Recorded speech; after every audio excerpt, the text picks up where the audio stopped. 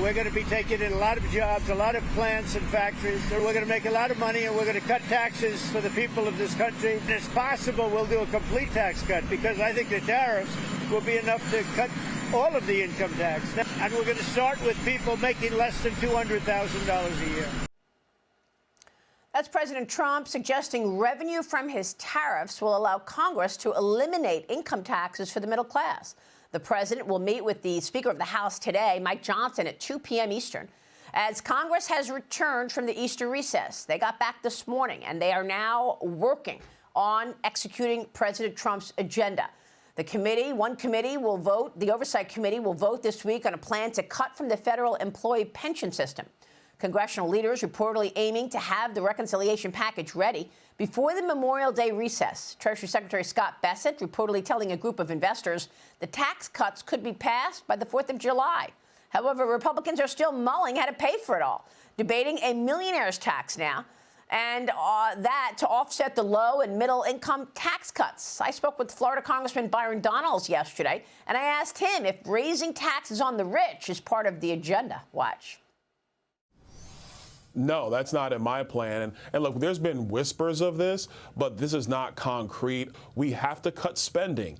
We have to be fiscally responsible. We have to be serious about spending. We can't allow bloated federal spending to continue just because you're worried about the midterm elections. If the 37% goes to 39.5 or 38.6, that is a tax, a larger tax on the top earners, which is, again, in and of itself, may be okay if it creates $15 to $25 billion for further cuts to the middle class or the lower class. Am I open to that? Sure, I'm open to that. But I also don't want to destroy the economy in the process, because those top earners are also the wealth creators. Joining me now is New York Congresswoman Claudia Tenney. Congresswoman, it's great to see you. We've got so much to talk with you about. Thanks for joining me. Thank you so much, Maria. It's great to be on. First, can you give us an update on what your expectations are? You're back at work about an hour, and we want to understand where this reconciliation package stands. Where do you see things going? Well, Maria, the Ways and Means Committee has been working on this nonstop. We have been trying to figure out every configuration to do a couple things. First of all, we have to renew the Tax Cuts and Jobs Act that were passed by President Trump. That's how we're going to continue with growth. That's how we're going to give lower middle income taxpayers the tax cut that they have now. If it expires, you're going to see a huge increase in taxes, which would have a downward effect on our need for having growth. Obviously, we need to cut spending, as you saw my colleague Byron Donalds talking about. We need to actually unleash American energy. We need to make sure that we have a transparent and accountable government. You know, obviously cutting is part of that. And this is where we've got to go, a future that is going to be less taxes. Right now, we are hemming and hawing over all the provisions of the tax cut. And as you know, Maria, we are stuck in this process of reconciliation because not a single Democrat will vote with us to cut taxes for their own constituents. So we have to work through reconciliation, and we have a static number that we work with the Congressional Budget Office and the Joint Tax Commission that says we have to be within these numbers. Even though we could get dynamic growth, we can't look at dynamic scoring. So we have just a little bit of room to work with when you take the original Tax Cuts and Jobs Act under President Trump and add the new provisions that we're trying to do. So we're trying to thread a very narrow needle. And I just want to say something really important about why I think it's terrible that the Democrats aren't being bipartisan. When President Ronald Reagan passed his tax cuts in 1986, he had Democratic support. Most of the bills and the initiatives that we are going through in the Ways and Means Committee, which I'm calling our exhaustive tax camp, we're in there, all hours trying to figure out how to make this work. There are Democrat bipartisan initiatives in all of this, but they refuse to support us. So we're going to have to do this with our very narrow margin. That's why the Speaker is going to go speak with President Trump and make sure we can get really the best of the best into this provision so we maximize growth, making sure we cover the border, cut the cost of government, and also unleash American energy. It's all part of the entire formula that President Trump is looking for to really bring us back to where we should be had we not had 4 years of a downturn under President Biden and the Democrats. Well, that's right. And unfortunately, you're dealing with, $7 trillion spent under Joe Biden, and it's increasingly tough, I would imagine, to get back to pre-COVID spending given this huge nut that you've got to crack. And thank you for working on this, even while you guys were on recess for the Easter holiday. I mean, you're on House Ways and Means, and you're getting into the numbers here. How is it possible that you were able to identify $1.5 trillion in cuts, and the Senate comes out with its version of the bill, and it's $4 billion in cuts? Yeah, look, the Senate is putting out a number that we don't have to comply with. We want the cuts. It's a bone of contention on our side.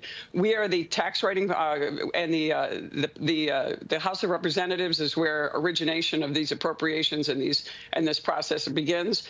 The Senate put out that number. We've had joint meetings. We'll do that and continue that. Look, Maria, this is not going to be an easy process. There's going to be a lot of horse trading going on in the next several weeks. But we want the cuts. We have to have the cuts. Those cuts or those expenditures during COVID have put us on a very bad trajectory. We need to go back to real cuts, and that's the only way we're going to get the growth we need if we're going to continue the tax cuts. So it's a very interesting dynamic that we're trying to work with here, but I think we can do it. But look, some of this stuff is ridiculous with COVID, and you've seen what DOGE has uncovered. There have been all kinds of wasteful spending, lack of transparency, missions that are already completed, and we're still spending money on federal employees or federal initiatives that are no longer necessary. So we're not interested in cutting the Medicaid for people who are truly needy, people who are special needs, people who have seniors or people that have children that are dependent. So all those things we want to make sure it's streamlined. The people that are gaming and scamming the system aren't going to be able to do that anymore. We're going to make sure we focus on the people that deserve these benefits. And that's why the Democrats they're just playing this game that we're going to cut everything. That's not true. Yeah, well, I mean, are you also considering saving some money by rolling back some federal funding for Medicaid? Or what about the pension system? I mean, is there waste and abuse in those areas that you could actually tap into? Well, look, the pension system hasn't come up in the Ways and Means Committee, but in terms of Medicaid, that's going to be on the Energy and Commerce Committee. Okay. But we're talking about making sure that we have Medicare. We have Medicare for senior citizens who earn it, and people that have spent their whole life paying into these programs. We're going to make sure they're there, but we're also going to make sure the systems aren't being gamed by various states, including states like New York, who are not careful with taxpayer dollars, and it shows. Yeah. Let me get your take on the border crackdown. Obviously, now we're looking at President Trump's first 100 days, a huge success when it comes to his first priority, which was a secure border. The president told me yesterday that just 3 people were apprehended at the border last month. Compare that to a year ago when we saw thousands and thousands coming in. Congressman, you recently went to the El Salvadorian prison. You got a firsthand look at the prison holding what we're told are people who are gang members from Tren de Aragua and MS-13. We're looking at some of the video and pictures that you shot with your colleagues on that CODEL, the congressional delegation. What can you tell us about what you witnessed? Well, look, it's interesting, Maria. That is actually my cell phone footage. So they were very transparent with us. We went through the entire process.